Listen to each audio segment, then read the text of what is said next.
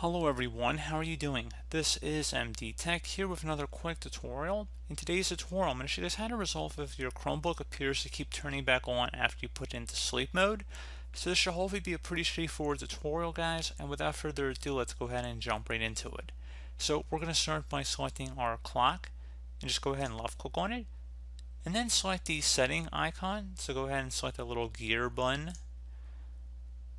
Select the menu icon in the top left corner of this window, and then you want to go select advanced, the far left side, and now select date and time. Underneath privacy and security, where it says keep Wi-Fi on during sleep, toggle this to the off position by clicking inside this oval one time until it's gray.